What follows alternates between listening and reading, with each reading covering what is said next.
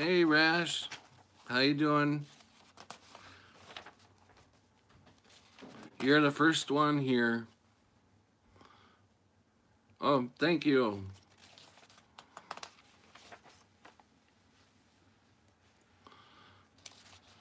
I'm a little late myself. Hi, Rain. How you doing? Oh, crap. I'll be right back.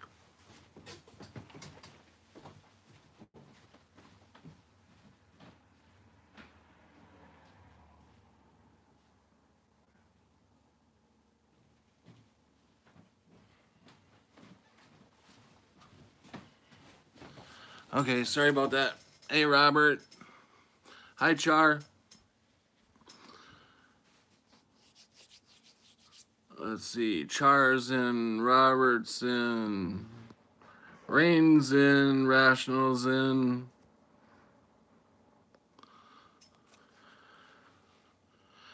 Char K. How's Robert doing tonight?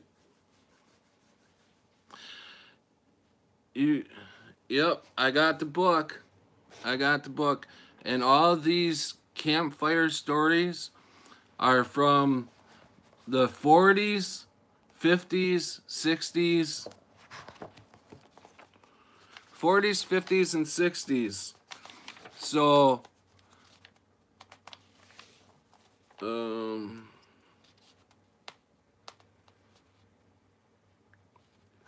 yep, 1940, 44, 47, 50, and 1965. One from 62, one from 61.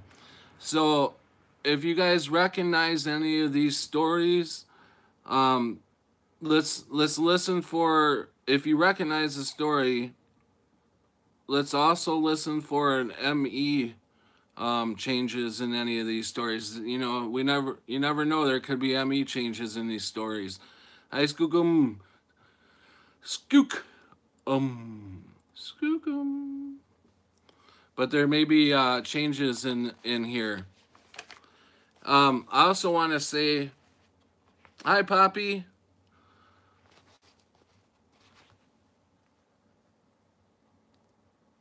Hi, Goddess. As I was saying to everybody else, the campfire stories, things that go bump in the night. Um,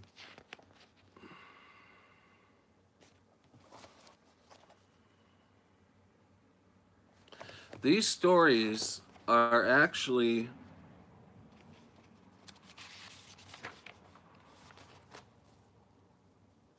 No, I'm not going to say that just yet because I haven't read into it. I haven't gotten into a story yet. This is better than. Okay, Robert. AJW. Um, but before we get into any of the stories, I wanted to tell you guys something that happened last night. I went to I went to bed and I got some good night's sleep, and I got some good sleep in a long time. And you guys know when I hurt my shoulder. It's been about 2 weeks. It's been actually over 2 weeks ago, and um, this last week I've had a lot of problems. I mean, especially after I got the cortisone shot. Um, it seems like after I got that shot, uh, it it was like it just happened to me. I was in more pain than the actual accident. It hurt that much. I mean, I was in some serious pain. Now, last night I got a good night's sleep, and I woke up and I was kind of thinking, I didn't even notice it at all. I didn't notice my shoulder at all. I'm like, what in the hell is going on? It's like I got a whole new shoulder in the middle of the night. You know, I don't know what happened, but I feel a little pain, but it's like I have full movement of it. You know, it's a little hard to go up yet, but to go down to the side, I don't know, dude. I do not know what the hell happened in the middle during the night. It's incredible. I've never, I have not even had the cortisone working. I take cortisone shots for my back, and I've never had them work this good on me. Not this good. No way. Hey, Colleen, how you doing? Cortisone doesn't really work for me that well. But whatever happened, if it is the cortisone, I hope, great. That's cool. But I mean, my shoulder is feeling really good. So if it was a cortisone shot he put in me, that's awesome. But I don't know. It feels like something else happened. You know, it just feels different. It feels like I don't know. It just feels like nothing ever happened. My granddaughter is disappointed to miss story time. You have a big fan here. Hey Scott, I'm sorry about that.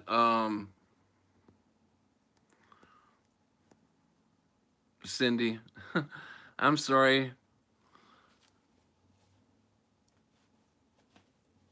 Um, do I? Hmm. I gotta shave. I'll be doing that tomorrow. Emmanuel, hey Emmanuel, how's it going? Emmanuel, never seen you before. Unless I just been blind. Sorry, Emmanuel. Um, let's see. Plenty of Miss Story Time. You have a big fan in her. You did the. You have a big fan in her. You did the eyes on. Oh, okay. I'm sorry about that. Thanks a lot, Scott. Goddess says a good night's sleep too will do wonders. Yeah, but for a dislocated, I hear you there. Definitely. But um, I hear you there. I hear the wonders. Totally agreeable. But this is more than wonders. It's pretty cool, pretty awesome. Don't be sorry, she loves you. Thanks, Cindy. All right, I'm actually still kind of waiting for it to get dark outside because I really want it to be dark out. I don't know what I was thinking. I should have started this stream a little bit later because I really want it to be dark out. So when I light the little light up, it'll make a big difference. So I hope you guys don't mind me waiting for a little bit. Thank you, Rain. I love you back.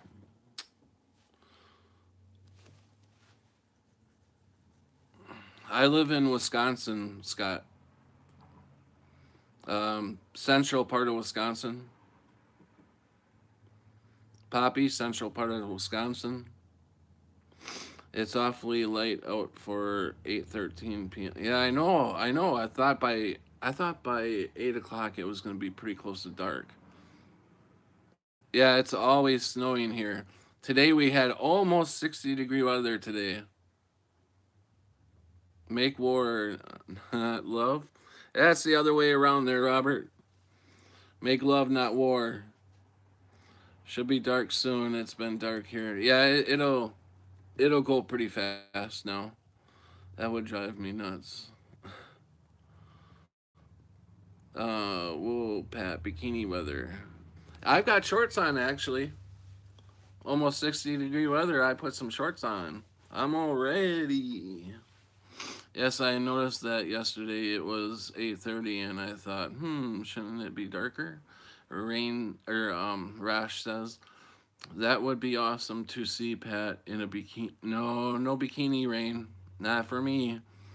J Dub, no, no, no, no, no.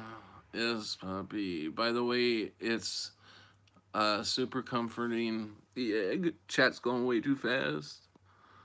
Super comforting knowing you live so near. Yes, Colleen. Well, well. Oh, it's Corey. Hi, Corey. This. thank, thank you, Corey. Man thong, dude. Next, dude. Nope. Robert, if you get in a thong, I will. How's that, buddy? When I was in the Navy and not 21, I'd go up to Kenosha with civilians to drink. Nice memories. Yeah, Kenosha is a pretty cool town. Hey, y'all. I'm trying to get to visiting you. I'm trying to get to visiting you next week. That would be awesome, Poppy. Oh, you're talking. I thought you would come visit me. Who was I? What was I thinking? Somebody come visit me. Why would they come visit me? Yeah, okay. I know you're talking to Colleen. Battle of the Thongs. Robert would win. I'm have. We'll stop it right there, Robert. You win. Thong soon he'll. No, I would love to visit you. Oh, that would be cool, Rain. I'd love to come visit you where weed is legal to smoke. Laugh out loud, we're gonna be visiting you, Patrick. All right, Colleen. That would be awesome, Patrick. I would visit you too. Oh, you guys, that would be awesome. That would be kind of cool to have uh, rent a half a campground or something.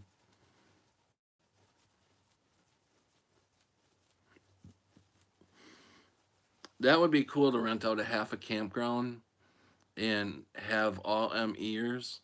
That would be awesome. That would be one hell of a weekend. Hey Tammy, how's it going? Wouldn't that be one? Yeah, Colleen, wouldn't that be one hell of a weekend? To have all ears. I'll jump on my hog and head out. Cool. It would have to have power. I have a C cap. Needed electricity. CPAP. Oh, a CPAP. Yeah, most campgrounds do have electricity at each spot. They also have water. Water. A place to get water at each spot. I'm doing good. Um, but yeah, they each spot. I know the campground where I'm thinking is probably about 15 miles or so out. It's between here and Wisconsin Dells. If anybody's heard of Wisconsin Dells, um, this campground has water on location, and it has electrical outlets. I have CPAP too, so yeah, I had to have my CPAP, and I also blew up the big air mattresses out there. So yeah, I ran the radio and all that stuff into the tent, and then had a long extension cord with all them different plug-in things. Yeah, I have sleep apnea too, which I haven't been using the machine lately. I stayed at a motel a year or so ago, and I forgot the cord in the motel, so I haven't used it in about a year or so.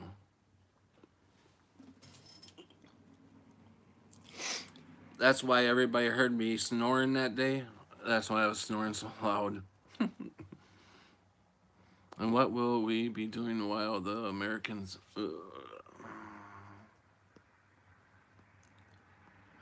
I just think that you are a good location, right? Breathing machine. And what will we be doing while the Americans have their weekend, Corey?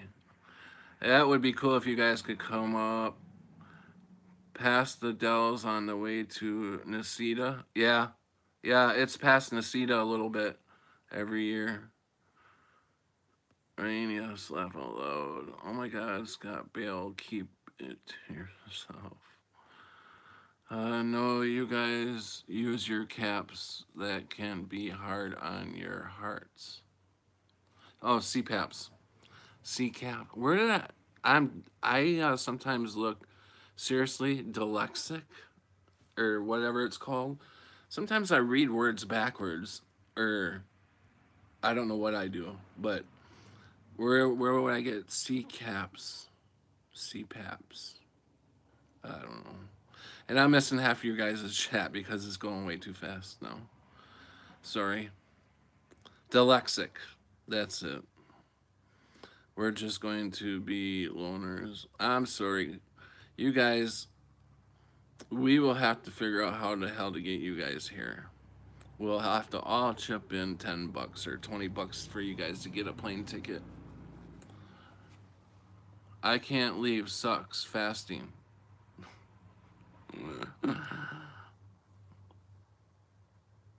Well, oh, you can't go far from the toilet, eh, Robert?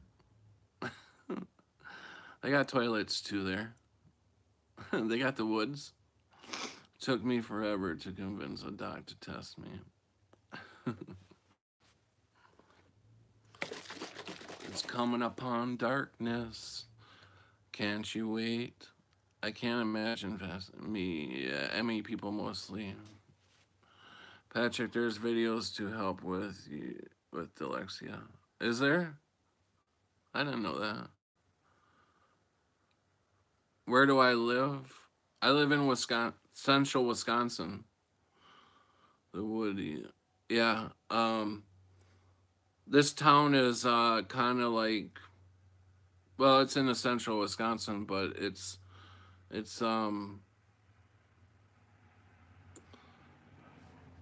I think the biggest town to us is probably Wausau, which is about 100 mile. Well, no, what am I thinking? It's about 30 miles north, or yeah, north. Madison is probably 100 miles south from us, from me. I'm Dex with numbers. If someone gives me a number, I have them repeated backwards to make sure I got it. Wow. You look like you live on a highway. Yeah, this is a highway. It's not a very big one, but yeah, it goes through town. It goes through town.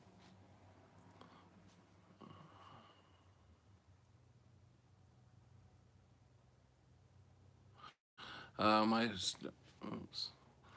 If there's some kind of conference that we end up doing, I'm sure we can do a fundraiser for Q and Corey if you guys don't have the money to get there. Yeah, that's what I was thinking, Scott. That would be cool. All right, my mama thought of that. She's a smart cookie. That's right, Bill. My stepdad has family around Green Bay. Oh, really, Poppy? Interesting. Yeah, so you look like you. Oh, okay. Read that. Read that. Some exercise for your brain, Pat. I think it will help you. Thank you, Corey. That's sounds good to look up something like that. I never really thought of looking it up. It's not real bad, but sometimes I do that. Promise to my ghost dad, no leaving. All right, Robert. I followed the woods, Woody. Okay, back to down the chat. And don't forget, is Q? I didn't miss. Is Q in? I didn't see her come in. Is Q in? Is Scott H in?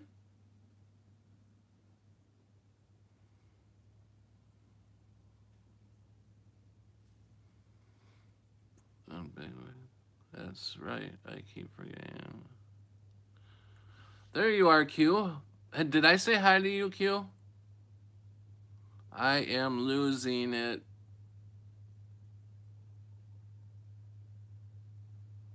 No, MA didn't do a video tonight.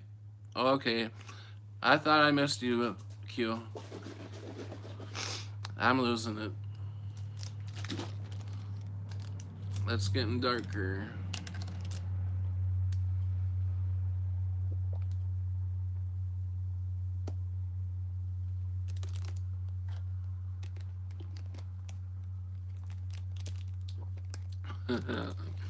JW says he's in America where someone would come visit him. Where do you live, JW?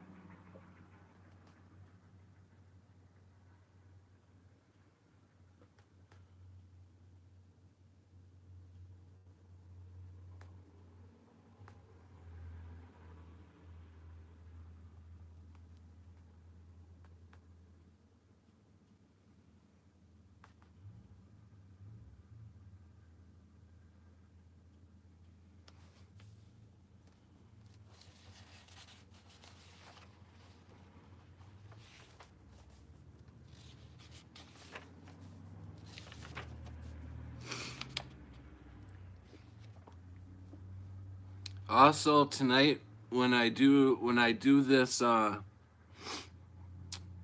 campfire scary,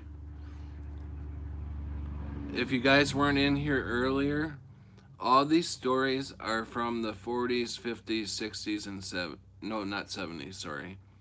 Not 70s. 40s, 50s, and 60s. So, if you've heard the story before, try to see if you can find an ME in the story. You never know. There could be a Mandela effect in the story.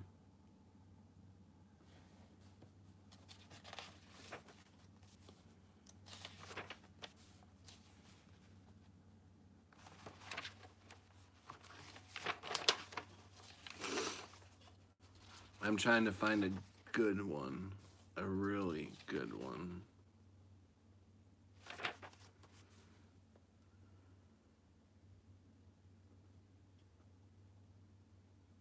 I wish I would have had time to read this over with because it says that I should get to know the story before I tell it. So um, this one we're just gonna fly by the seat of my pants here. But the next time I do this, I'll make sure I get used to this story so I can um, tell it in a different way. Like a real camp story that I know, and it's just like I'm not reading from a book. So I'm sorry about that. This is, it's actually going to sound like it's coming from a book, obviously.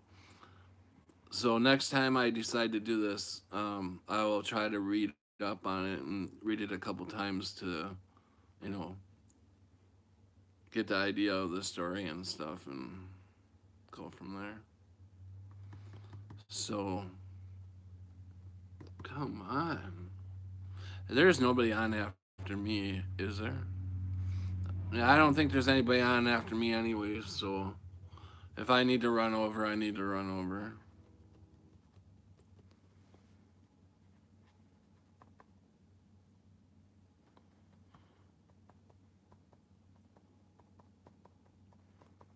I really wish I had some weed. That would calm me down. Hi, Martha. How you doing? We haven't started the story yet. We're kind of waiting for it to get darker.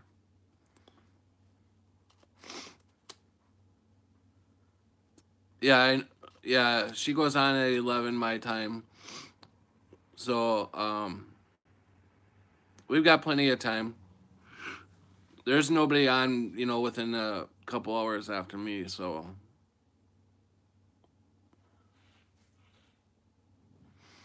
yeah, Poppy. If I need to go over, I'll definitely go over.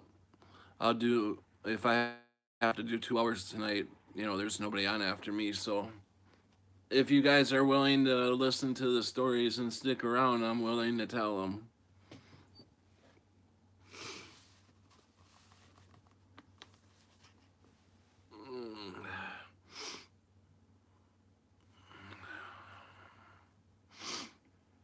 I wanted to go get a coffee before tonight, but I had to go pick my daughter up, and then when I got there, she wanted me to. Oh, thanks, Rain. Then she asked me if one of her friends could get a ride home, and this was like 7:45, and I'm like, Caprina, I am like running late as it is. I go on at 8 o'clock, and so I said, yeah, just tell him yes. Let's go. Let's hurry up.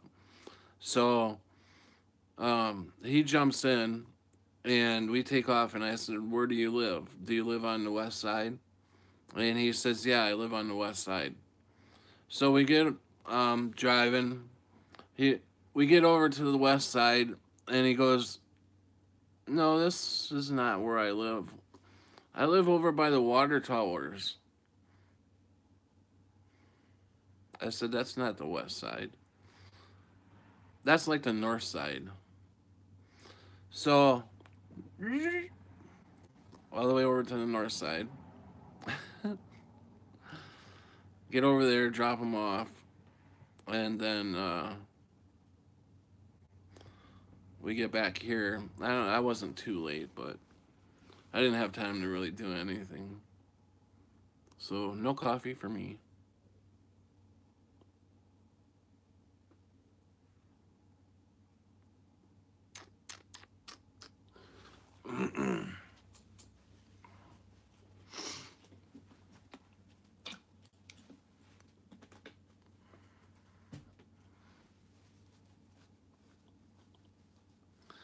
Oh my god, did you guys, whoever was in my chat room last night, if you guys seen that chili that I ate last night that I got from the store, I held it up and showed you the company and everything. Don't ever buy that chili.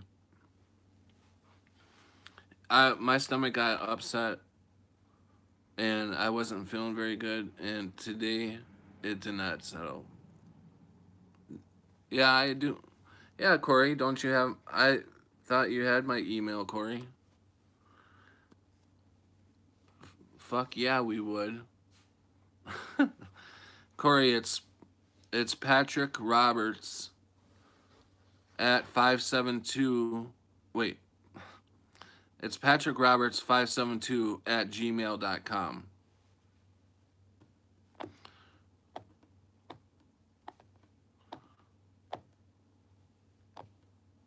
Hey, Caprina. Come here for a second. Yeah. Do you want to listen to I'm going to tell everybody on the stream tonight a campfire story? Do you want to come listen with us? No thanks. Do you want to come say hi to everybody? No. Why? You know I don't like cameras. Well, you can come this far and say hi, everybody. Hi everybody. Did you guys hear my daughter?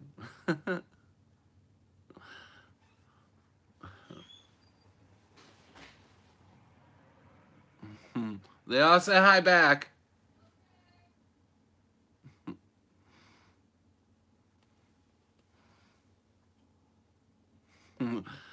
Martha, yeah, your kids do the same thing. She already went back to her room. She's off to her room. As soon as I start to involve her, she's like, mm-mm, mm-mm. No, I'm going back. Yes, Corey. Very. Oh, what the hell happened, Robert?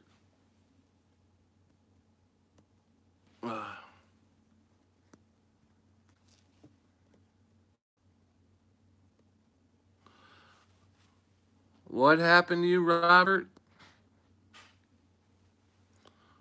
Oh, you froze? As Colleen says, F those damn gremlins. YouTube keeps making me log in all the time. I wish it had live rewind. Yeah, that would be cool, wouldn't it, Corey?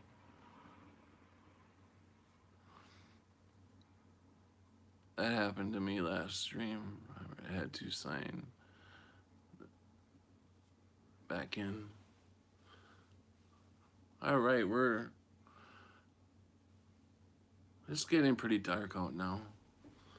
I should close these curtains as much as possible. Did anyone hear if he said Hotmail or Gmail, not Hotmail? Gmail. I used to have live rewind. Sorry. Okay, Patrick, say your email again. Patrick Roberts.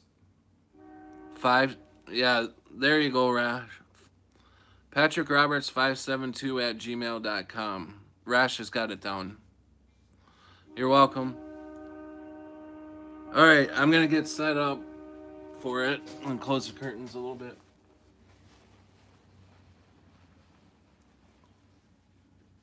That's as far as I can go with that.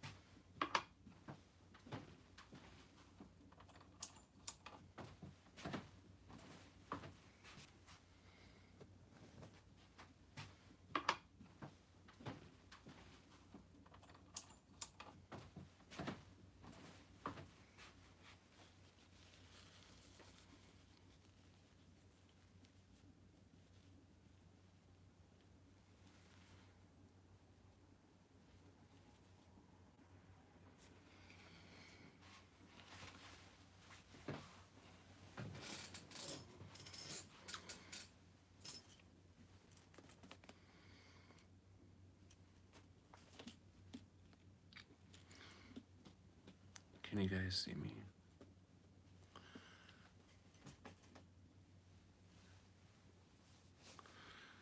Can you guys hear me?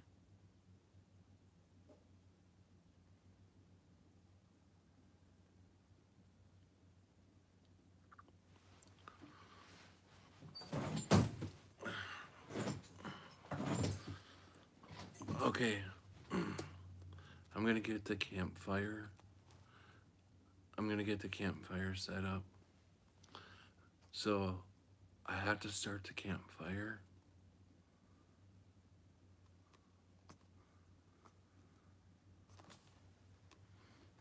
Hold on a second. Let me get the campfire going.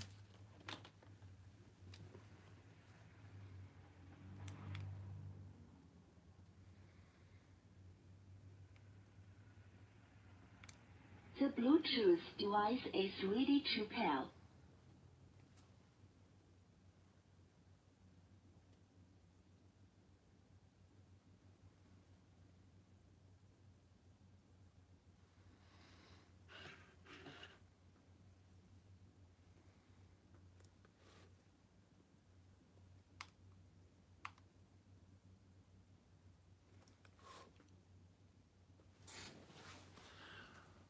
Damn matches keep blowing out. And not only, who the hell got the matches all wet? You guys. Give me something I can light this damn fire with. Stop joking around. It's getting really dark and we need some light. It's not funny. Who knows what the hell's in these woods?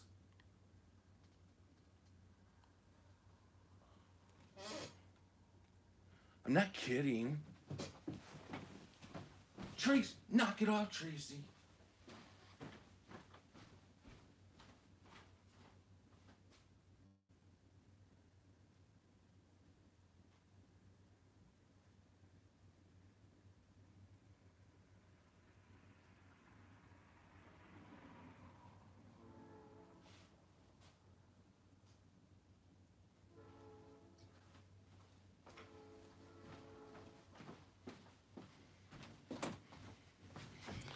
I had to walk all the way up to the bar for these damn matches.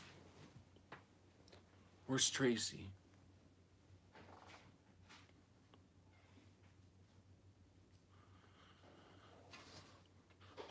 You guys, where's Tracy?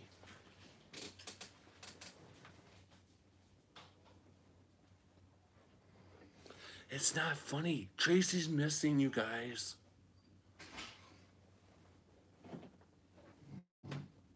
Find the flashlights. She's probably just playing. Son of a bitch. Oops, don't be swearing.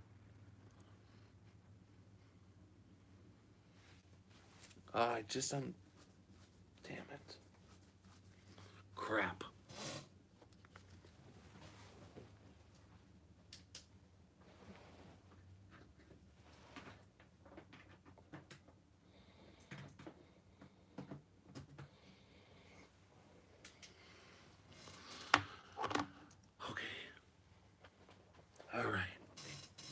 All right, yeah, here we go.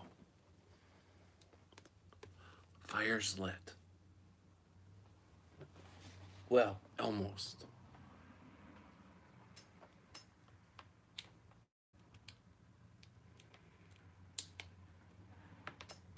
Yeah. Yep. Anybody find Tracy? Oh, she was going potty in the woods. Why didn't she just go to the bathroom over there? There's that toilet over there, Tracy. Why'd you go in the woods?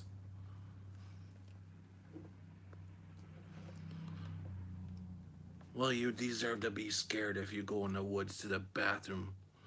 Of course there's no toilet paper out there. Hey, I used to know a guy named Woods. Oh, wait, his name was Wood.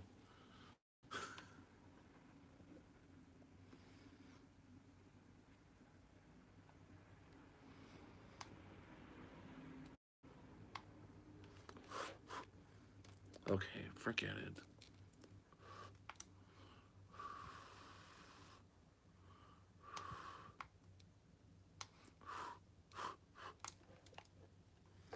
Well, okay, we're gonna have to let that sit there. Yeah, no, you fucked around with it and fucked around with it. Now don't fucking work. Fucking little brats. No, I'm not talking about the kids. I'm talking about you, honey. Big bag. I tell you.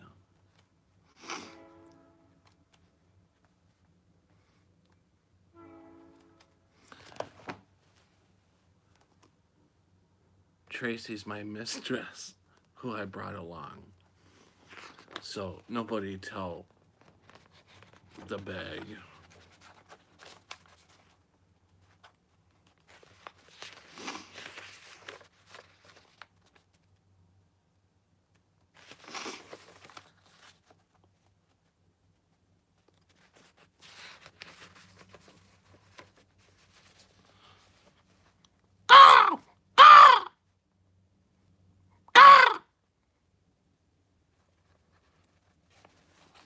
What the hell was that?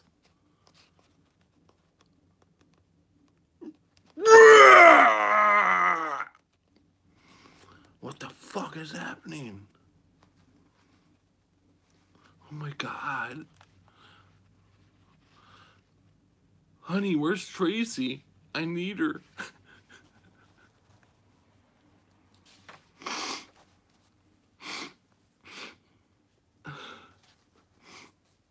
Did you bring the gun?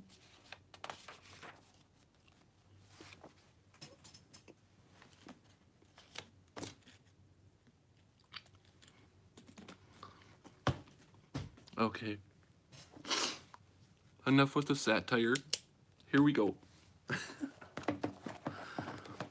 Okay, I'll get to the story. I just had to have a little fun with the satire. I'm making some shit up. I should get some little stuff to make noises with, you know, creepy noises with. You know, that would be cool.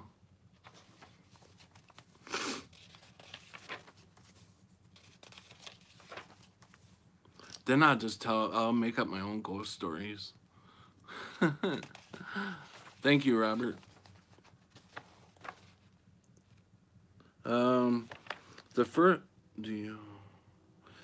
okay, it says, do you want to hear something really scary?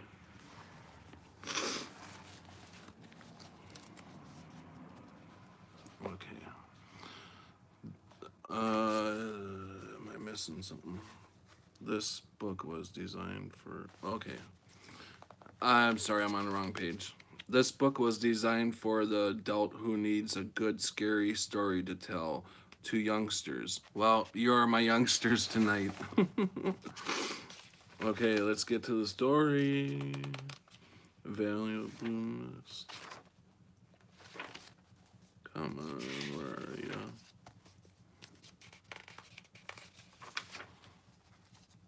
Stories in place. Let's see, story outline.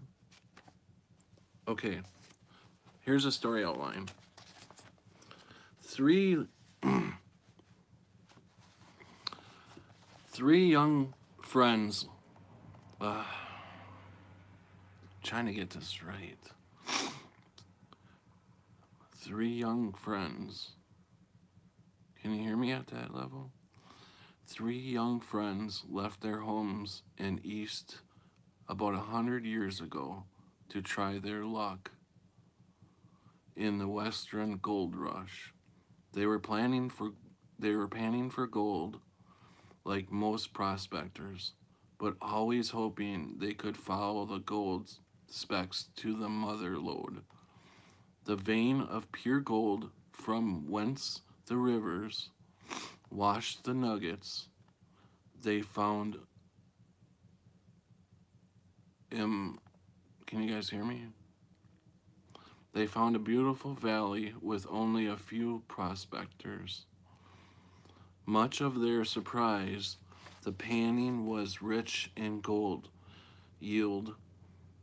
An old miner told them of the legend of the valley. He warned them to be inside camp before the dreaded blue mist formed in the valley at night. Some people die when caught out in the blue mist. The boys worked further and further upstream.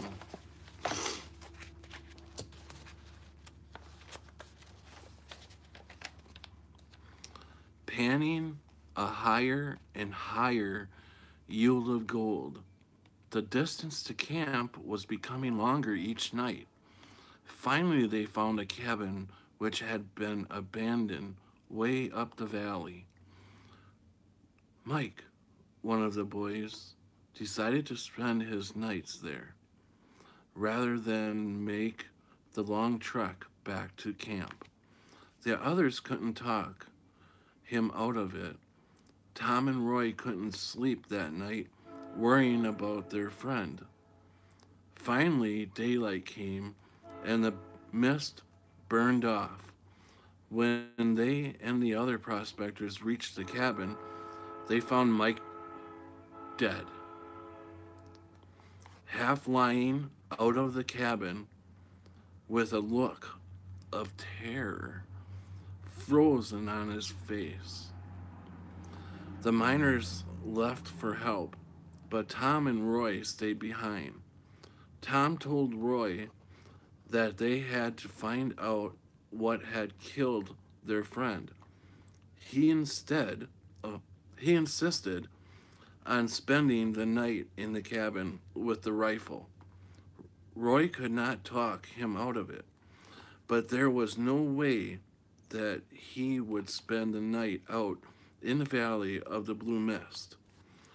That night, Tom barricaded himself into the cabin, moving the heavy furniture that was there, and spent the night, his rifle ready for any trouble.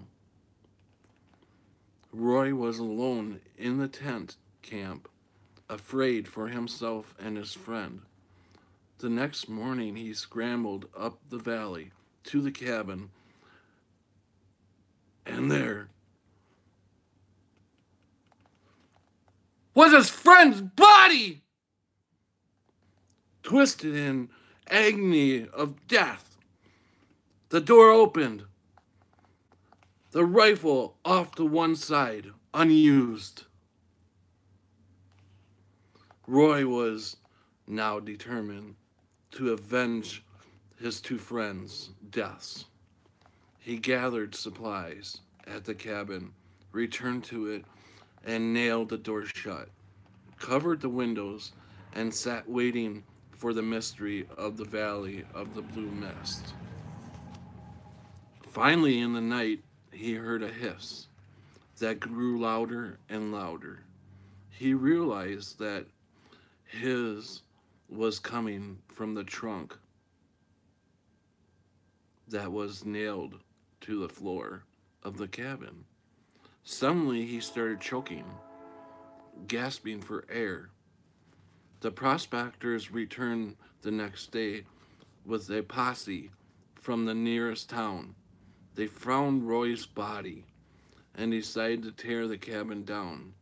When doing this, they found that the trunk was covering a mine shaft entrance. It was the entrance to the mother lode, but the mine had encountered deadly poisonous cyanide gas.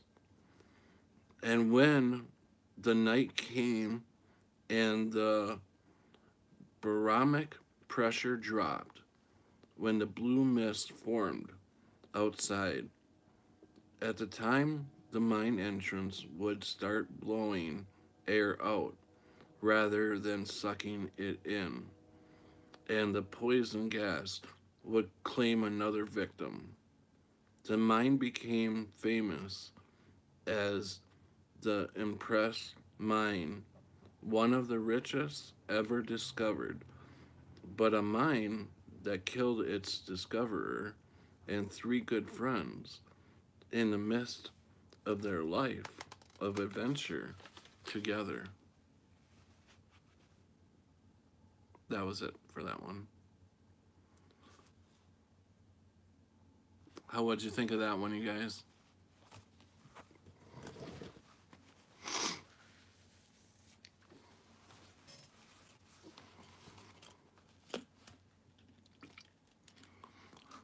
Oh, there's more. I'll read another one.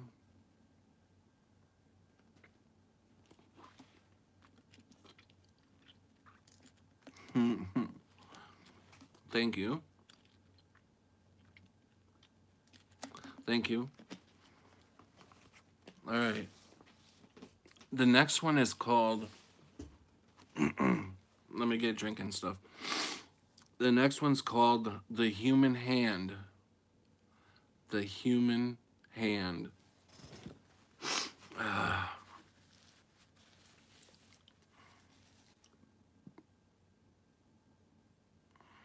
What happened to Robert?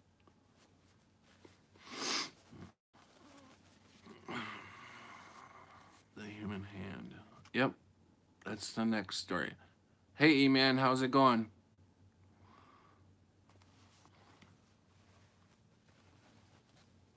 Yeah, we're taking a break.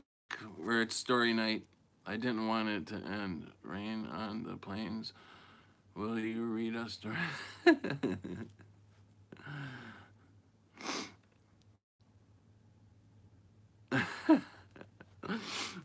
Okay, next story. Here we go. The human. Wait, let me take a drink first.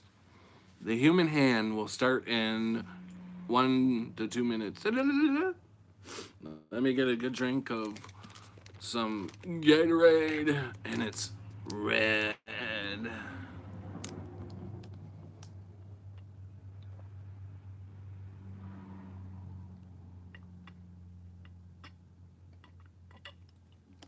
Uh,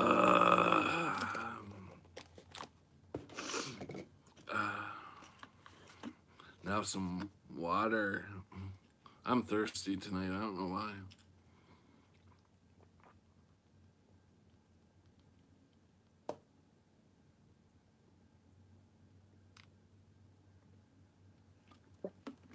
Yeah, the red Gatorade's pretty good.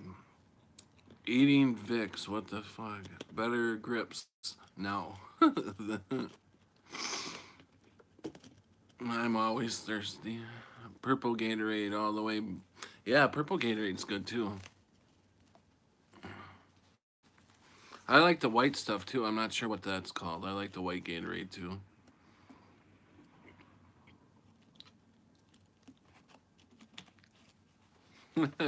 Bring Robert to the creek so he can wash his hand. All right, everybody, here we go. The human hand. Stories to be good have to be. Okay, we don't start there.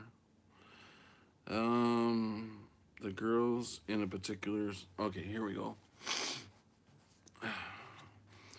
The girls in a particular sorority at Indiana University back in the 1930s had a terrible thing happen to them. A group of 6 of them were being dated by a particular group of boys. This group had become very close. They shared all of their free time together and generally enjoyed talking about all of the things which they did during the day. Whenever you are in school, working, or doing anything during the day, what do you talk about when you get together at night? Well, generally, it's about what happened during the day. You talk about the professors you have, the tests they gave, your other classmates. Even though you are trying to get away from it and want to relax at night, you know yourselves you frequently talk about what you did during the day. And the same was true of this group. There was a law student, 2 businesses students, and a chemistry major, and also 2 pre-medical students. And therein laid the problem, because one of the girls was extremely squeamish. She couldn't stand hearing them tell stories about the laboratories, about cutting up cadavers, human bodies, about doing any of their work. So these 2 poor kids could never say anything about what they were doing during the day. At first, this was okay, but as time went on, it became a real nuisance to everyone concerned. All of the others felt kind of sorry that this situation was going on, but she was just absolutely rigid about it. She would not let them discuss the things that they did in class. One day, they all got together talking. when she wasn't with them, and they thought, we ought to teach her a lesson. We ought to do something to just kind of get rid of this nonsense. And they came up with an idea. Now, in Indiana, during the winter, it gets dark rather early, around 4:30. They decided they would tell her that they wanted to go out for a movie after supper. It would be very dark. In this sorority, all of the girls had their rooms upstairs, but they ate their meals and entertained their guests in their living rooms and dining room on the first floor. In their individual rooms upstairs, the girls had electric lights, but because it was so many years ago, the fixtures were very simple. Every light was simply turned on by pulling a string that hung down from the ceiling. The plan was that they would go to the cadaver laboratory where they kept the dead bodies. There, they would cut off a human hand and they would take that human hand and they would tie it to the electric light switch string hanging from her ceiling. They would make an excuse so that she would have to go up to that room alone.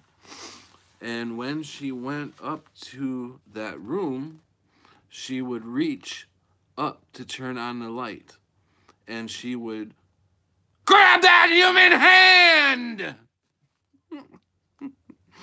So sure enough, the boys arranged it.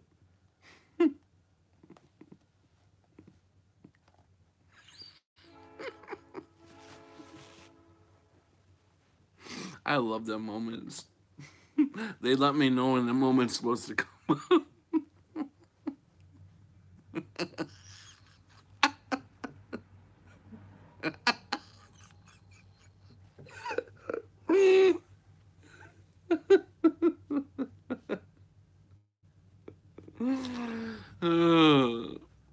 Okay. They managed to sneak a hand out of the.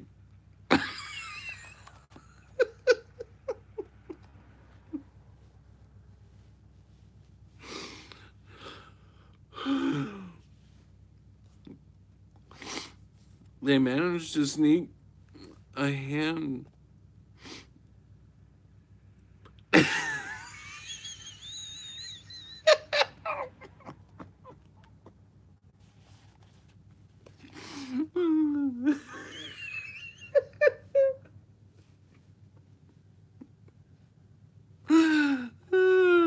I get to see.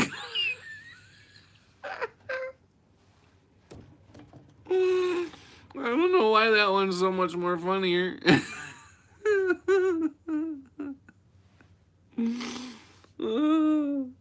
Oh my god.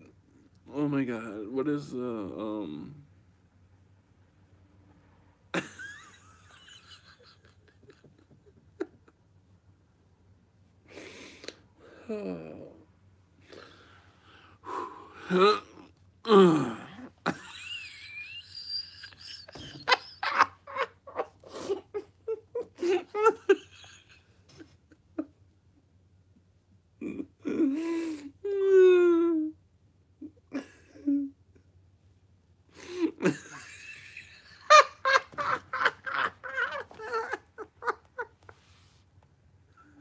Oh my god. Stop. Oh. And I don't even have any weed to smoke.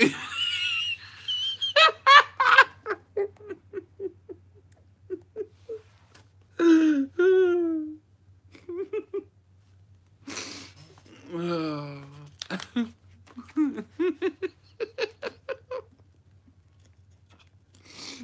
Okay, I'll settle down. uh, where are these guys going to school? Uh, what are they? Okay. All right, here we go.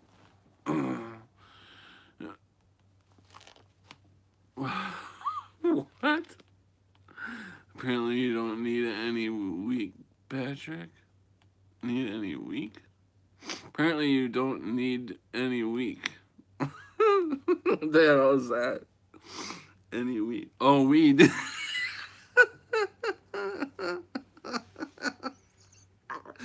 that really say weak or weed? Because, I'm dyslexic sometimes. Apparently, yeah, she did say weak.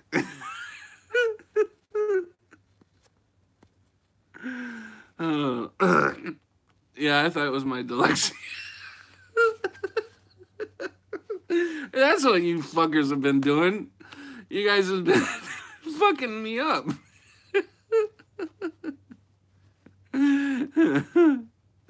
Yeah, I know. All right. All right. We're going to get to this right now. Let's do this. They managed. Yeah, you probably forgot the first part of the story already. Okay, they got the human hand tied up to the damn thing, the light switch. Okay. All right. That night they all sat around and wait. See, sat around and had some. Nope. They managed to sneak a hand out of the. Uh, uh. I read this fucker for like I don't know how many times. I can't figure the word out no more. Cadaver. Oh, okay. Head out of the cadaver laboratory. That night, they all sat around and had supper together over at the sorority before going to the movie. It soon got dark out. Finally, they were sitting around discussing their evening when one of the boys said, "Isn't it about time that we left for the movies?" And the girls all said, "Oh, yes, let's get our coats." And they all stood up as if they were about to rush up on upstairs. But then the five of them, knowing this trick that they were about to play, and which had already been arranged by one of the boys during supper, hung back, seemingly to make last minute minor conversations with their boyfriends, while she went upstairs to turn on the light. And as she disappeared around the corner of the stairs, they all fell silent. They were waiting for the scream, a scream that never came.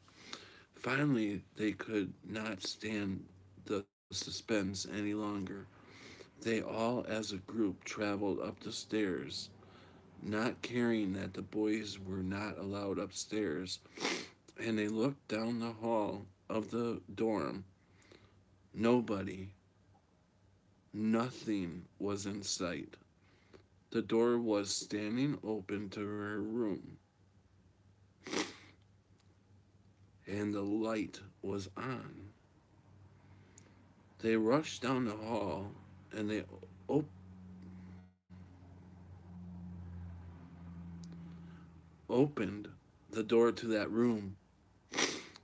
Nobody was there. One of the girls went down to the end of the hall, to the bathroom, opened the door, went in, nothing. She wasn't there. All of a sudden, one of the boys raised the skirt around the bathroom of the bed, bottom of the bed. Nothing was under the bed. They couldn't believe it. The light was on, the hand was gone, the room was empty. Where was she? Then one of them went over to the closet door, opened up the closet door, and there she was, down at the bottom of that closet. Her hair turned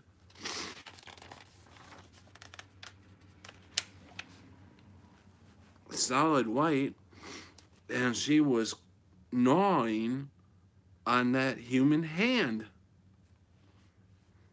She had gone entirely insane. She had grabbed that hand off the string and just started gnawing on it. She was totally mad.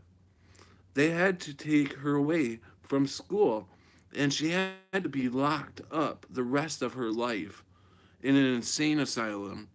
The boys were afraid that they might be kicked out of school.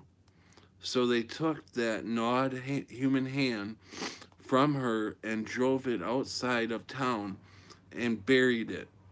They buried it in a place that to this very day can be found on the maps.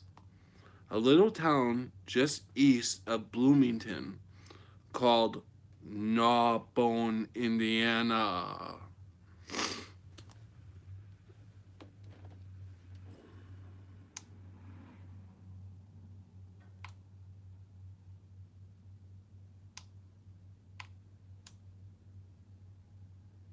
The Bluetooth device is ready to pair.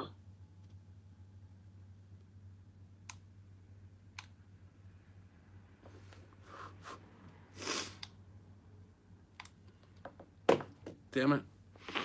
My mic is not frickin' working. But that's what I wanted the mic. I've been trying to set up the mic since I got on here. And the mic's not working. Because I was going to set up the mic for some of these moments. But, fuck. You should read the story with your mic. Well, that's what I was going to do. But I can't get my mic to work. So,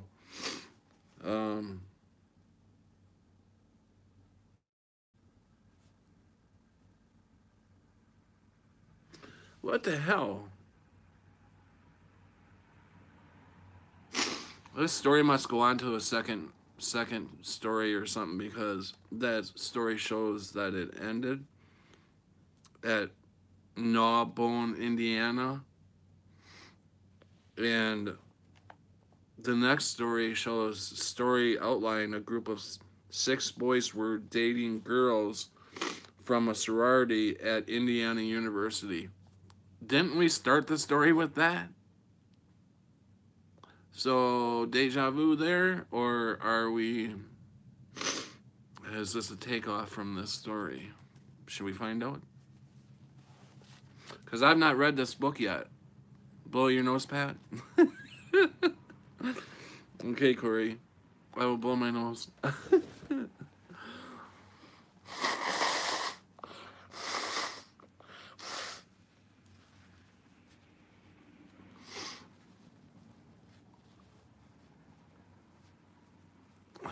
Your laugh, Pat. Uncle Patrick, we love you. Thanks, Colleen.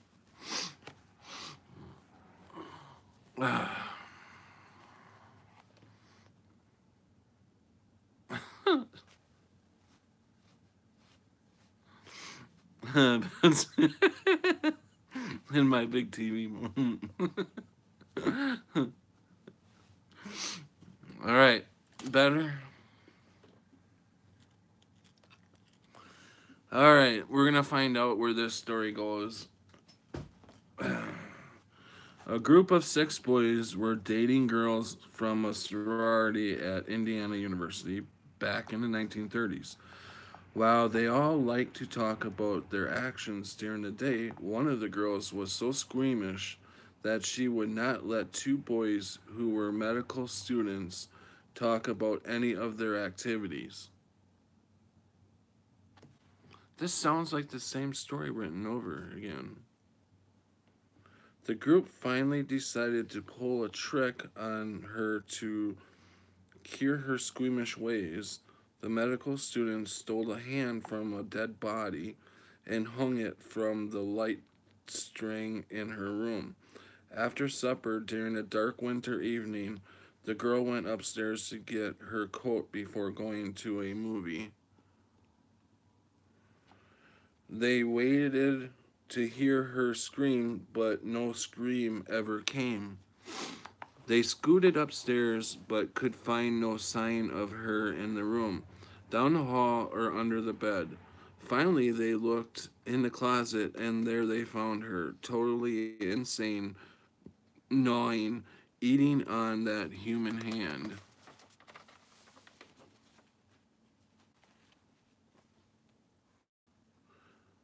No, so many years ago, there were a group of young men, a little older than you. That'll make sense. That's it. That don't make sense. It.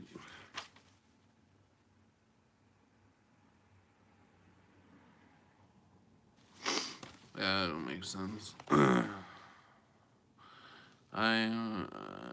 thought it was 24/7. Sorry, loved it.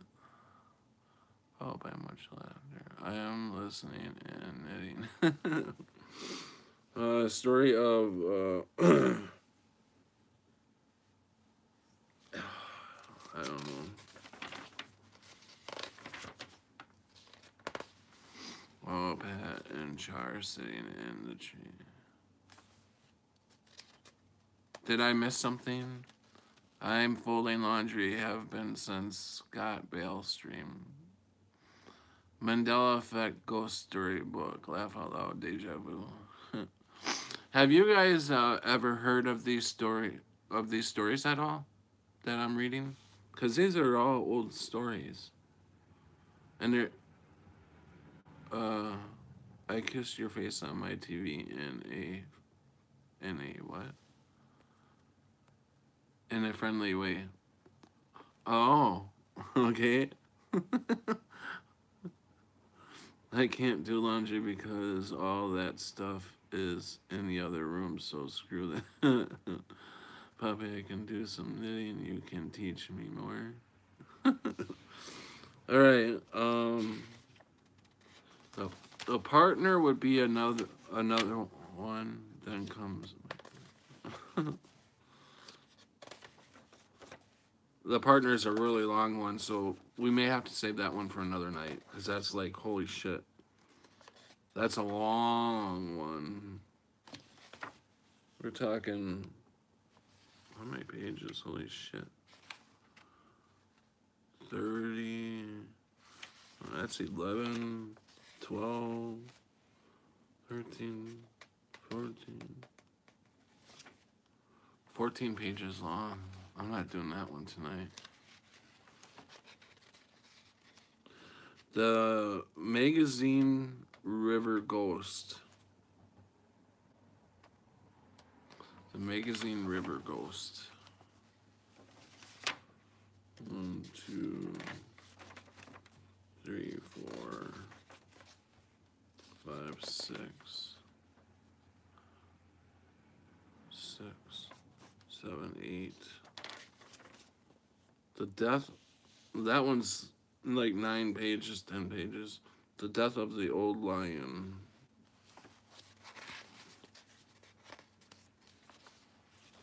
One, two.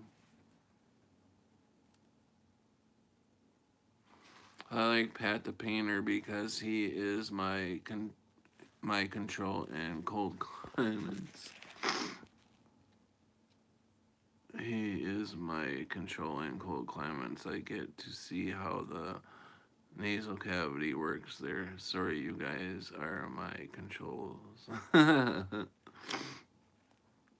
Yeah, they don't work very well. My nose is running. My nose runs all the time.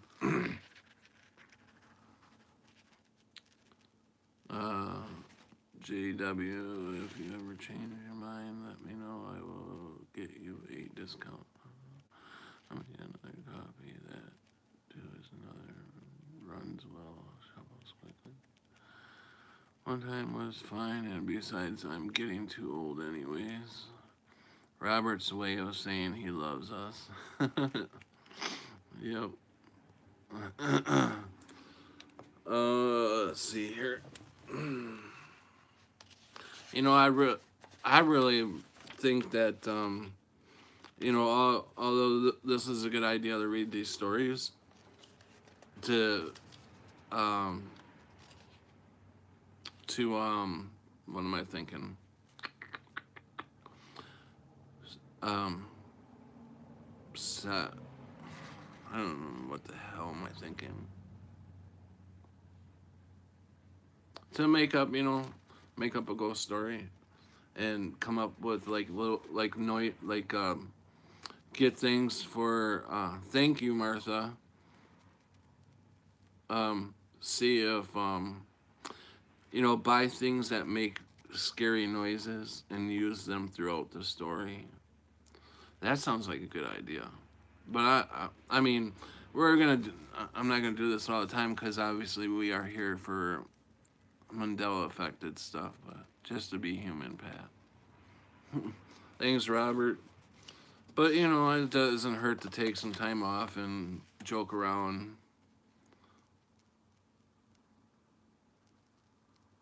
Yeah, scary music in the background, that's another good thing. Good idea. Yeah, how about some scary rain with scary weather noises in the back? You know, get them scary eyes moving.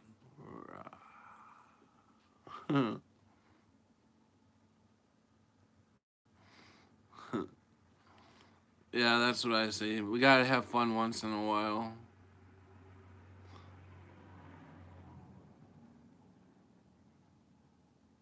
And the squeaky toys? Oh, yeah. What was that? Oh, nothing. I just stepped on the dog's squeaky toys that you always buy him. Wasting all that money. Yeah, and then start a family argument in the middle of it, you know? Mm-hmm.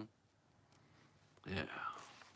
Or have a little party, and then somebody gets murdered at the party, and you guys in the chat room have to figure out who did it.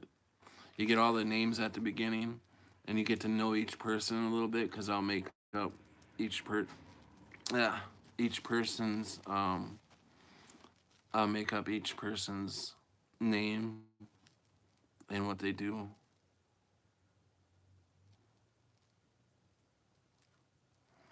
Your oldest is 40.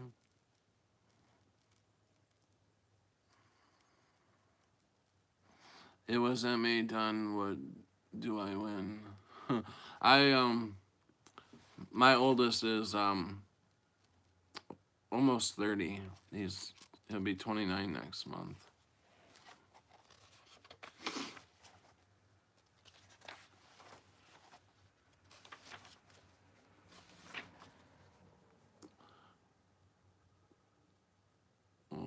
Let's see. He did down something with it too. The message. I'm trying to find another short.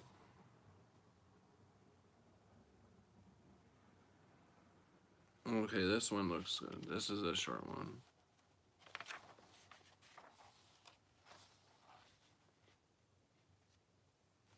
Okay, I found another short one. This will be the last one.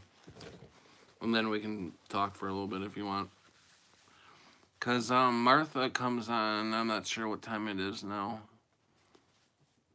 How long is it until Martha comes on? Anybody know?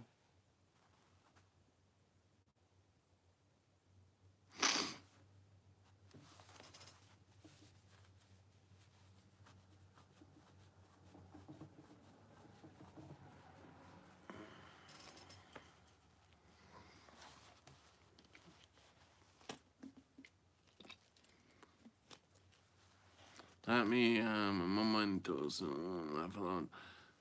Well, Martha, are you still in here? How long is it? How long you got before you come on?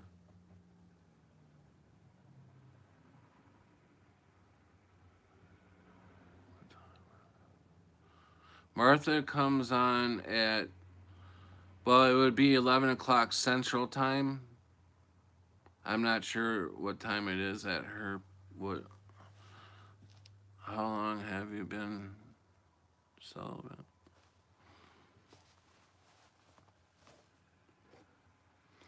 1.5 hour. You got 1.5 hours yet before you come on? It's 10:24. So it's 9:30 where I am right now then. Or 9:24 where I am.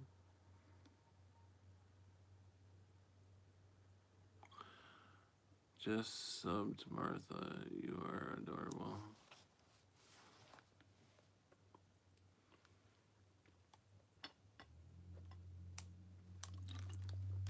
Sorry I can't make all the streams, you guys. I don't have internet here in my data plan.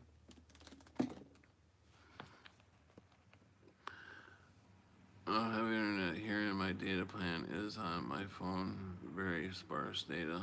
Yeah, that's okay, Colleen. Alright, here's the... Uh, this story... This story is called The Message. At Fort Bragg, North Carolina, the father of one of my scouts got himself into trouble. This is an area that has a lot of nice sandy soil, beautiful pine trees. It is also an area of swamps, and in those swamps, one has to be careful and remain alert as to what he is doing. You should not become too memorized by walking and daydreaming, by enjoying a walk in the woods without maintaining at least a certain amount of vigilance. This particular hunter was very smart because when he left for a pheasant hunt, he told people where he was going and when he would be returning. He went alone, which always increases the risk. One might run when traveling in the swamps, but at least he notified others of his planned whereabouts. A long day hiking in the hot North Carolina sun tends to exhaust a person. Enjoying the beautiful countryside at the same time also lulls one into a comfortable mechanical stride that minimizes the effort. He was walking alone, paying no attention to where he was going. As he was moving, he failed to notice that he was entering a depression, a shallow valley like area. Suddenly, something moved, catching his eye and jarring him to reality. What moved? To his astonishment, it was a snake at his feet, but not just a snake slithering away from him, but a sudden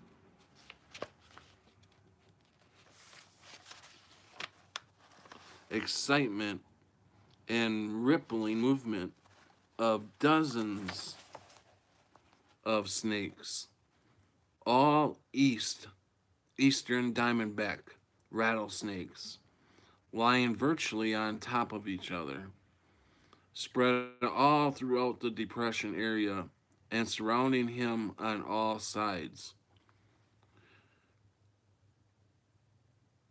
Reacting with instant, he gave a leap upon a stump that was moldering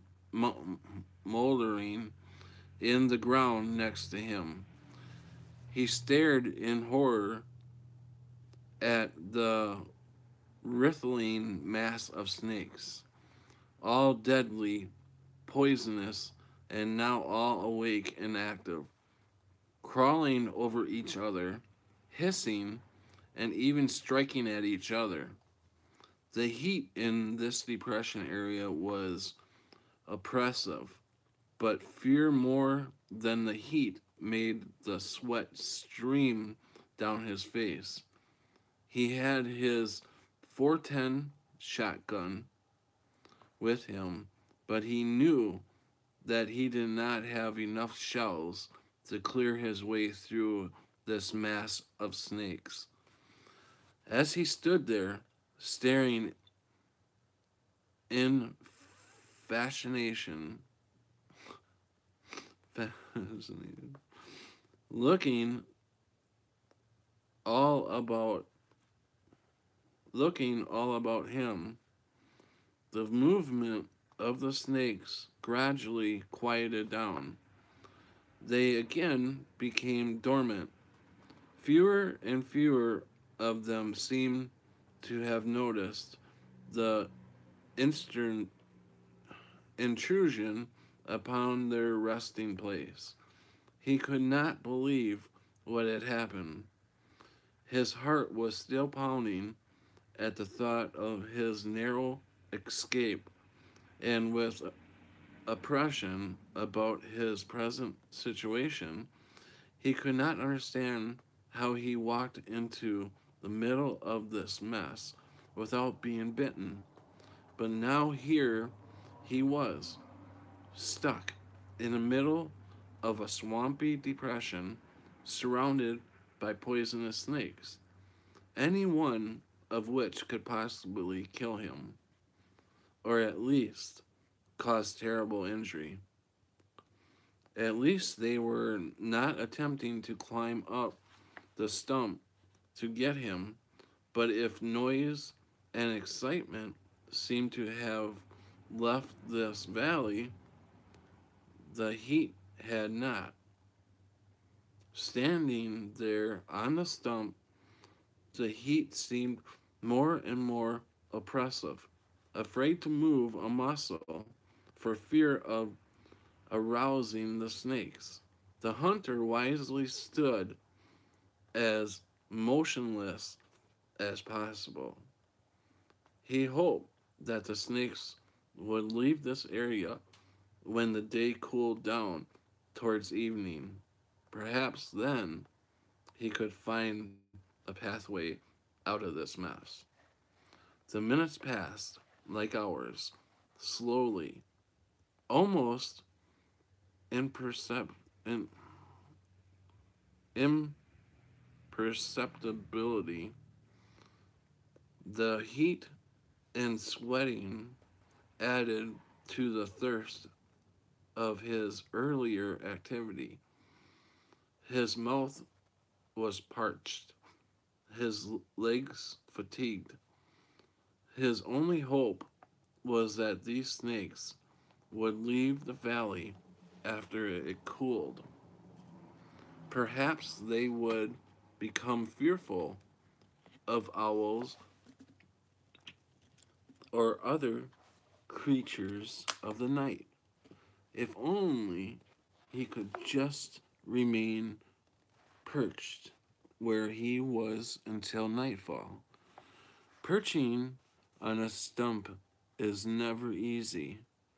In this case, it was sheer torture. It seemed as if the sun would never lower, that the day would never cool. Suddenly, a clatter and hissing snapped him awake. His shotgun had fallen from his sweaty grasp. While this commotion continued for a few minutes, the heat of the afternoon soon caused it to slow down. Soon the only sound was an occasional buzz of a fly, the occasional slither or hiss of the restless snake. But finally, the incomprehensible movement of the sun, lower and lower towards the horizon did make a difference. It became cooler and more tolerable. But this dimming of the sun's rays caused a stir throughout the depression. The snakes were becoming more active. They were moving and in anticipated of at fe- feeding more at ease in the cooler evening temperatures. I think that's supposed to say feeling more at ease in cooler temperatures. The hunter stared in horror as the snakes raised their hands.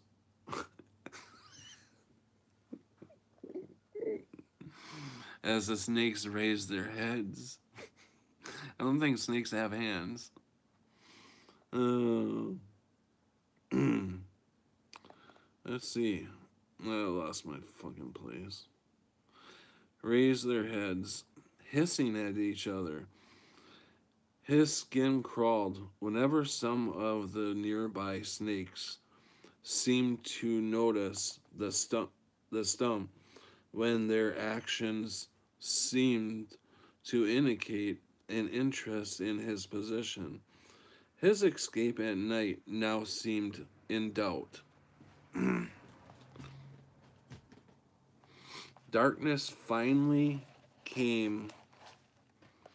He had stood on that stump as long as he possibly could. He was dehydrated. He was exhausted. The snakes were still twined all around the stump, and escape had become impossible. There was no moon. The stars seemed distant and unfriendly. If he stared at one too long, it seemed to move, almost as if it wanted to pull him off that stump. And that stump, his feet were now made sore by every lump and in brutality on it. The pain did not stop at his feet. It traveled up his legs, making every muscle in his body ache. A shout, a scream broke the silence of the night. The noise startled him awake, almost startled him off the log. If the above is handled properly, when you scream, everyone at the campfire will. I don't think I'm supposed to read that part to you. Almost startled him off the log. If the above is handled properly, when you scream, everyone at the campfire will think that he has fallen off the log. Hence, I think I fucked that one up. That's why you're supposed to read the stories early. Oh well. Well, let's see. Bright lights shined in his face, making it impossible to see in the surrounding darkness.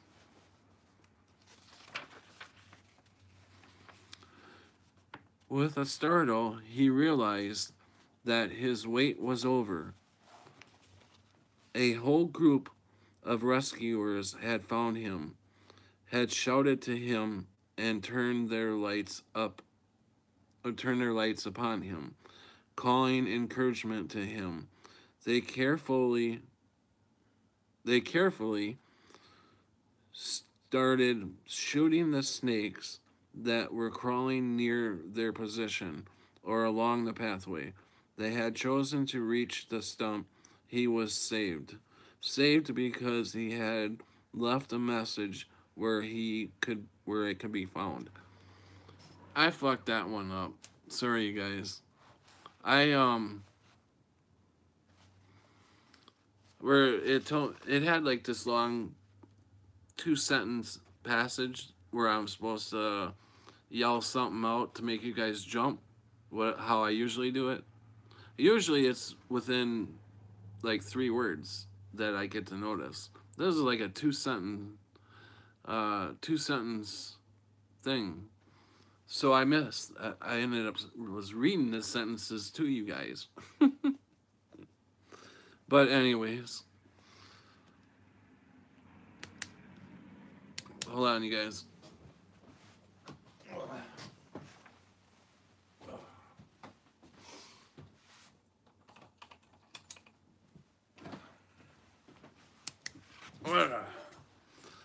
All right.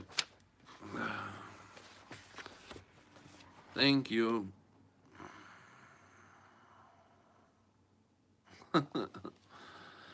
Yeah, lights. Yeah.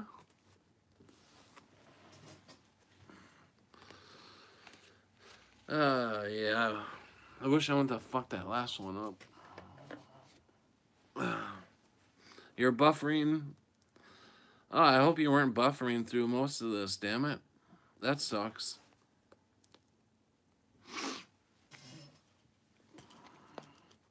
Hi, Lindsay. How you doing? Welcome to the chat.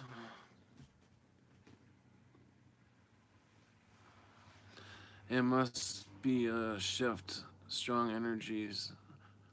Thanks, Robert. What's some people are shifting?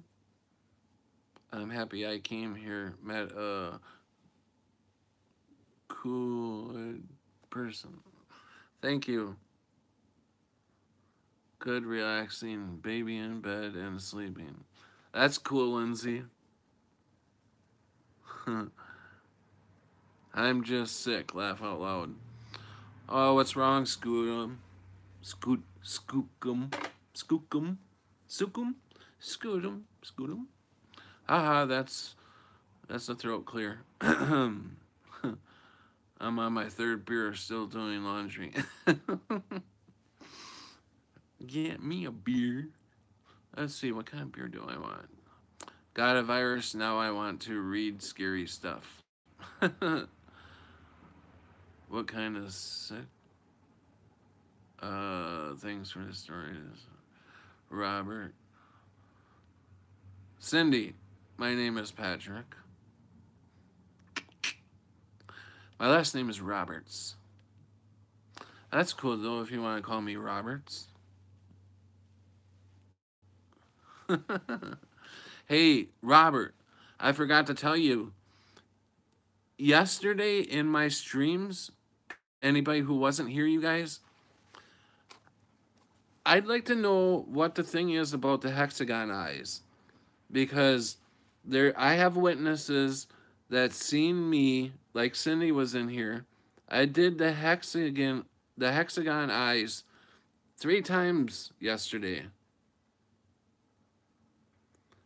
3 different times I did that. I got hexagon eyes. Saturn hex. I don't know, but I'm gonna try it again since it worked last. Corey had hexagon eyes real quick in her video. Since I was able to do it 3 times yesterday, I'll see if I can continue it tonight. So you guys tell me if I can get the... Tell me about it on this level. Oh, I love being a mom, but I'd be lying if I didn't know. Robert, you must be on my friends. Okay, here we go.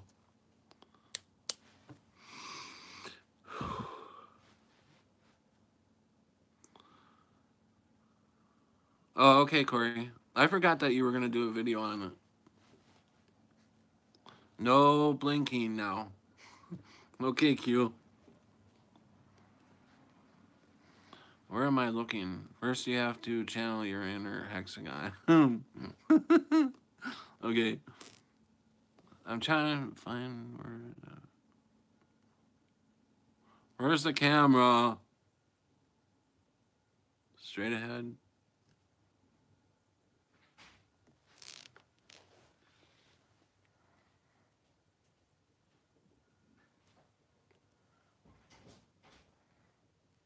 Where am I looking?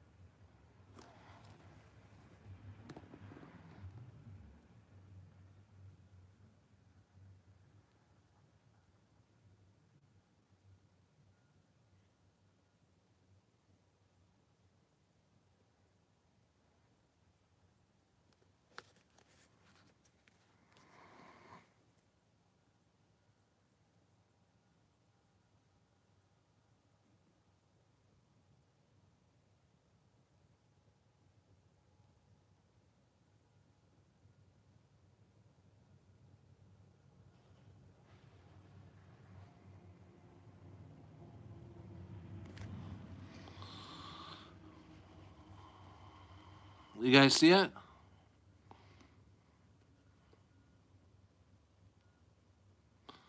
Woohoo!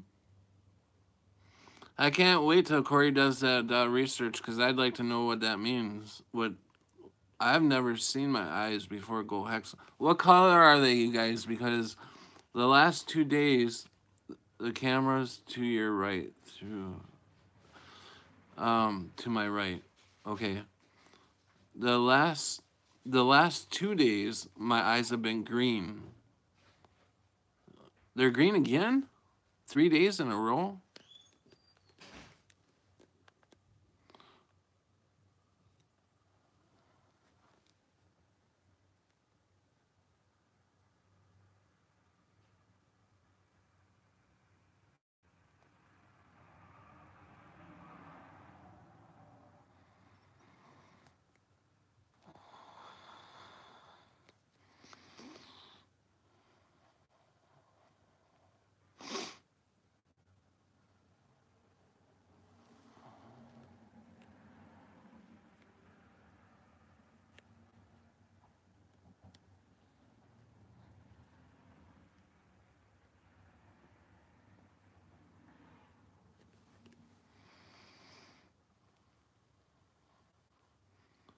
Oh, I sound like Darth Vader?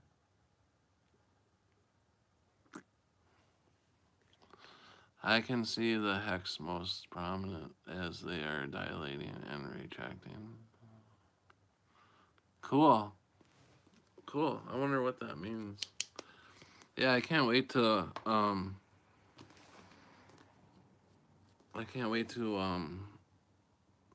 Corey does the research on that.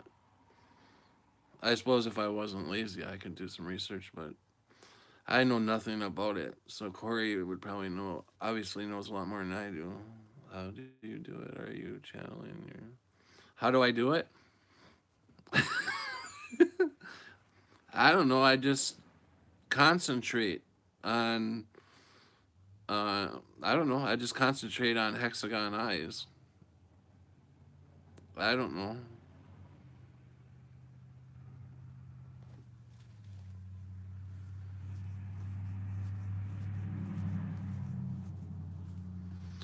Supposedly, yeah, I don't know. I don't really have a whole lot of information about it, but um, like I said, I can't wait till Corey does the research on it.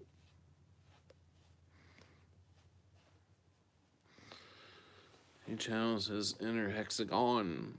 Didn't we go over this? Well, we did. I think we talked about it in MAs a little bit. That was a that was a while ago though. But ever since then, I've seen everybody try to do this, and almost every stream, Corey's been trying to do it, and I know Corey's been able to do it now. Excuse me, I will do the video later. Okay, Corey. Oh, are you going, Corey? Got to go. Oh, okay. Love you, Corey. Night. Um, but no, everybody's been trying to do it.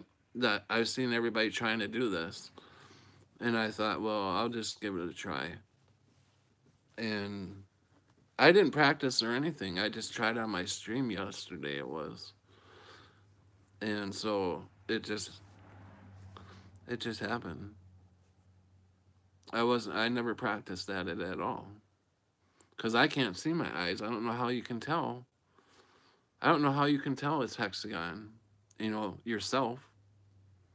Don't strain your eyes too much, Patrick. Oh, okay. So what color are your eyes usually, Pat? My eyes are usually hazel, which is blue, blue, some green, and there's another color in hazel I don't remember, but I've never had the green that prominent of green 3 days in a row. Usually, usually they're like a mixture of colors. But yes, I have hazel eyes. I have seen yellow in mine lately. But yeah, my eyes are usually hazel. Yeah. But yeah, that I know that has some green in it, some blue in it, and hazel is like golden green, right? I don't know. I never really stared at my eyes before. Oh, the limbo ring. I don't know if I still got it, but that's the last time I looked at my eyes is when we were talking about the limbo ring, and I had the limbo ring. I don't know if I still have it or not, but I remember us all talking about the limbo ring, and then I'm pretty sure it was MA that brought the hexagon eyes up. I'm almost positive. It was either him or Bluebeard, because I watch Bluebeard sometimes. So it was either MA or Bluebeard that brought the hex that talked about the hexagon eyes. You're developing a limbic ring. Yeah, I don't know if I still got it, but I used to have it, and it was pretty strong. I mean, it was pretty wide. Yeah. Q, yours is stronger. So if I'm wondering if the people who are do you guys know if are we okay, our bodies are changing, right? Are the people who are here that are not Mandela affected, is their bodies changing too, or did they have the bodies that we're changing into? You know what I mean? Do they already have bodies like we're changing into, or are we just changing by ourselves? Because that would be really weird if we go into the doctor's office and we have these parts all in different spots and they don't know what the, why is this guy got his freaking heart over here and his livers he's got two livers, or I've been wondering the same, Patrick. Yeah, why is his liver split up in two parts? Hey doctor, come look at this. His liver's in two parts. And his kidneys are way the hell out here. Why? What the hell's up with this guy? You know, I'm wondering what the. I think we're developing something stronger. From my understanding, this is from Rash, they've always had these bodies that we're changing into, but I don't know.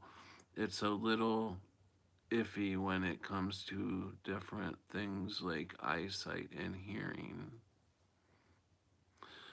Lindsay says, I think that depends what you think about unaffected. I personally think everyone is affected and all of us changing, but we have mentally to remember. Because I drink, I love our lives. I'm beginning to think that why my heart doctor just left his practice. No reason was given to me. I like my more delicate body. Well, with the affected and the non-affected, if you want to call them that, or us that, or whatever, I don't know. Let's say the ones who can see and the ones that can't see. Okay, let's do that. Now this is my opinion. The ones who can't see are never going to see. I don't. I think that because if they would have been able to see, they would be able to see by now. You know why I say that? Is because we cannot wake them up. There's a reason why we can't wake them up. Because they can't be woken up. They have to want to be woken up. You can't. That's like with any disease or any like alcoholic or whatever. You can't. You can't. You can't bring a horse to a lake and make him drink. I don't know how that goes. Something like that. So if a person who's not awake, you can't wake them up, right? Most of them, 99% of them, I don't know. If you can, then they obviously were a bit awake before that. Um, I believe the people who are awake now have always struggled for truth.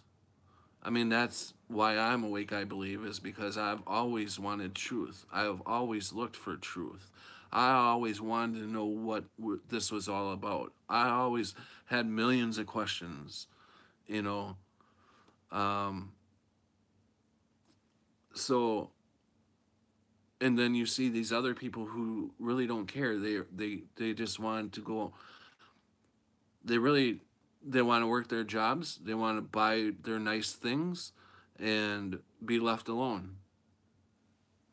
That's what they want. They don't care about you ask them about the economy and the economy's in bad shape, or you talk to them about what's going on overseas. I don't give a fuck because you know what? That's not over here. I don't have anything to do with it. I'm not over there killing them people, you know. So they don't give a shit about what's going on. But them people overseas are our brothers and sisters that are being killed. So I've always cared about people I don't even know. I always have empathy for uh, people that I see overseas getting killed or getting their heads cut off or whatever. I mean, this is a cruel world. And so I don't believe the people that are not awake yet, I don't believe they can be awakened. So I don't know.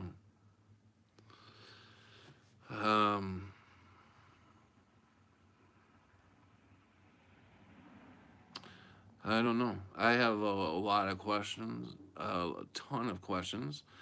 Obviously, I still, like you guys, want to know why this is going on. This is so amazing. I just can't get I can't get a grasp. I cannot get a grasp on how people do not care about what is going on right now. Can you not? We prayed for the painter, so now he has the boost. I hope I'm not overstepping. I hope I'm not pissing anybody off. I'm just telling you how I feel, and what I think. And I think and I feel that people can't be woken up. If they're not awake right now, they're not going to. I always thought at the beginning of this there would be a second wave of us becoming awake. I don't think that's the case anymore. I don't. I've tried with family and friends. I've tried. God knows I've tried. They can't be woken up. They don't want to be woken up. For some reason, I don't know. I don't know, but they can't be. Who would piss off? The beauty of this community is being open. Thank you, Lindsay. Um, you think we were the last wave? No, because there's not very many of us to begin with. So I don't think we're the last wave. I think we're the only wave. So I don't know why we are just awake. I'm thinking because we've all struggled with truth. We've all struggled in our lives. You know, maybe I don't know. I really don't know. And that's the million-dollar question is, why is this happening to us? But I think it's so incredible. It's so amazing that we can see this stuff. But and again, I'm going to put an emphasis on why you cannot wake other people up. If they are not awake, this is why you can't wake them up, because this is what we see is so amazing. It's so incredible. It is. I don't know how else to put it in human words. That what we see right now is so incredible. How could you not go to your next person and say, "Hey, look what's going on out there. It's amazing. I can't believe this. Do you see this? Holy shit. Things are changing. Our history's changing. Our bodies are changing. It's like, what the fuck is going on?" But it's cool. And then they go right back to what they were doing. And it's like, did you just hear me? Did you just hear what I said? Phenomenally and paranormally or whatever, things are changing. The Bible, I mean, do you not hear what I'm saying? Is it not crossing some barrier in their mind? But I don't, honestly, I don't get it. I don't understand why. I do get it. I mean, I do get it. I do get it. They can't be woken up.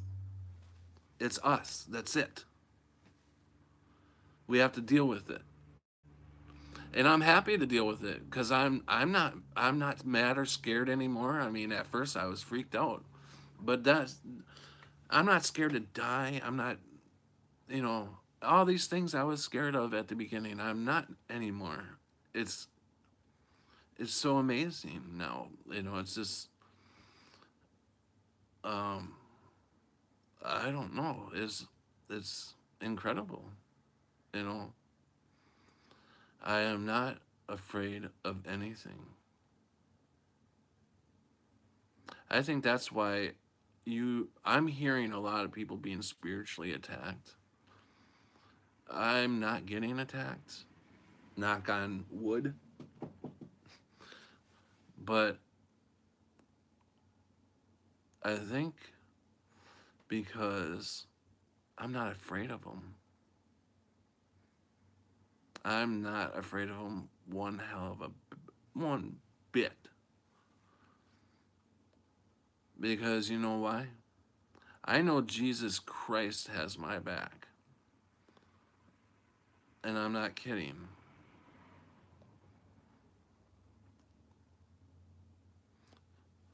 So,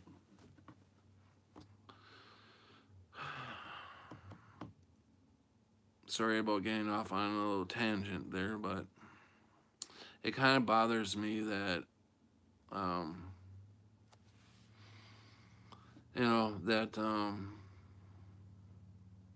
it still bothers me that people aren't waking up to this, but even though I know that they're not going to wake up, I just, you know, I wish they would. But I'm at the understanding at this point it's just us. We have to figure this out between us. We're the only ones, you know. And I'm going to tell you guys another thing. Tonight, as I was looking on before, about an hour before I came on or something, I don't know when I found it, but I came across, she's in our group, Angel. There's a little name before her, Angel something. She posted a video that she found about the movie Star Wars, and they were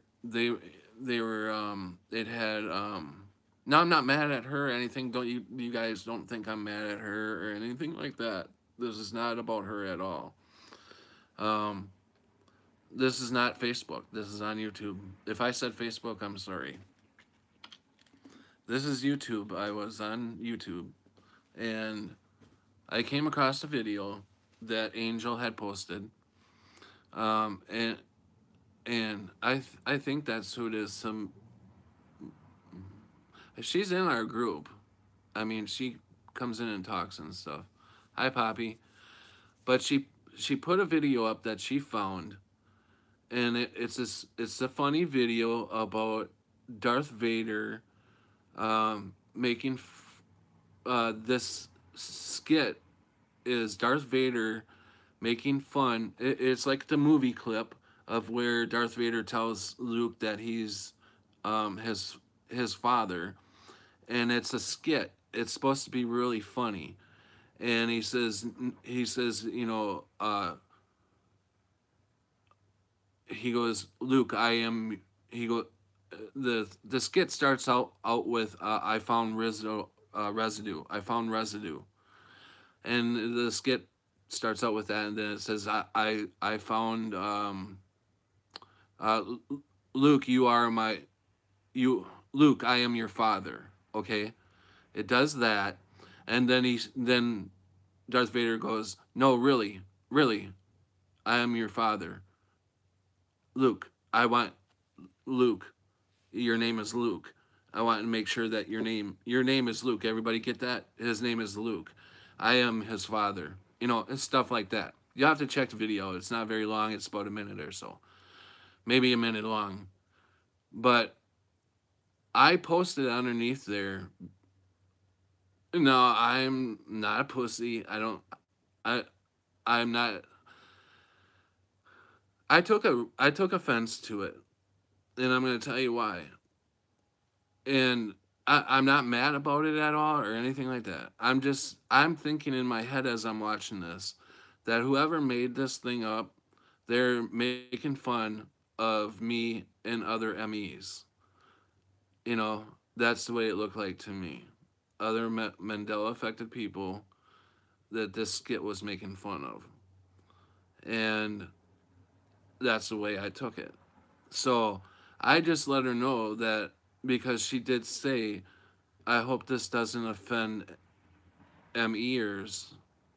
This is just a joke or something like that, whatever.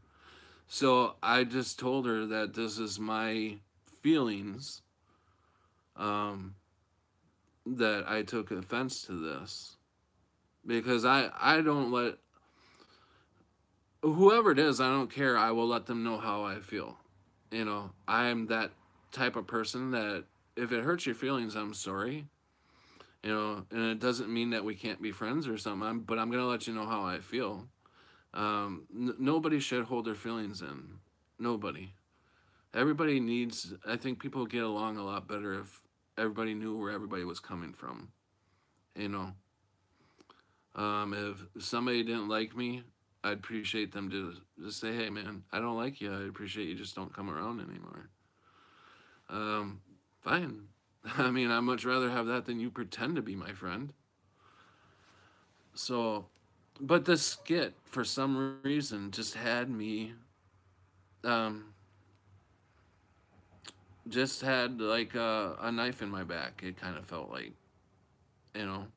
And like I said, I'm not mad at Angel. I'm not even mad at the person who made it. You know, it's funny, but I just, I just take it as, you're just fucking making fun of us. Whatever. So if you guys see that skit, let me know what you guys think. You know, let me know if you guys think if it's really funny or what. If you posted something, I think you should be open for what people think, not disrespectfully, because that never okay. But why post it if you don't want honest thoughts from other people? Exactly, Lindsay.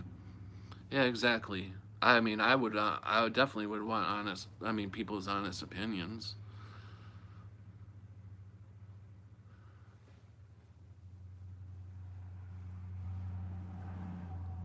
Is that meditation, man? Oh yeah. How you doing, meditation, man? Thanks. Oh, you've seen that one, Tammy? You've seen that video? But I don't know. I have to watch it. Yeah, I mean it. Like I said, I am not. You know, it's fine. The video is up. I mean, people have the right to do whatever they want. They have the right to make fun of us if they want. That's okay. I don't give a shit. Really, I don't. Because I've got bigger and better things coming. You know, I don't care if you sit on the corner and laugh at me. I don't care. Really, I don't. I just, I may take offense to it, but as soon as I take offense to it, it's already gone. It's gone. Goodbye. You know. So, hey, Poppy. Are you popping in and out, Poppy? Wow, I've been on for an hour and a half. I think it's I think it's time for me to go to bed pretty soon. But I have to watch I gotta watch Martha stream before I go to bed. So, and phone my phone is down to 20%. So I have to get that plugged in too. I had to leave for a bit. Kids want to talk. Okay, well, unless anybody else has anything else, thanks, Colleen. Thanks, Lindsay.